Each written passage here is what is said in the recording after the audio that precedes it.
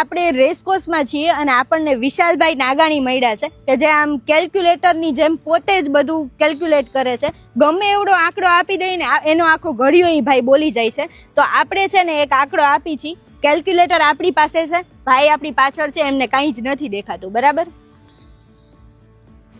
4 5 4 3 બોલો તો ક્યાં લખ્યા આંકડા લખ્યું લખ્યા 4 5 4 3 4 5 4543. હા આ જોવો તો બરોબર ને 4543. જોવો તો 4543 એકું 4543. હા 4543 દુ 9086. હમ 4543 તેરી 13629.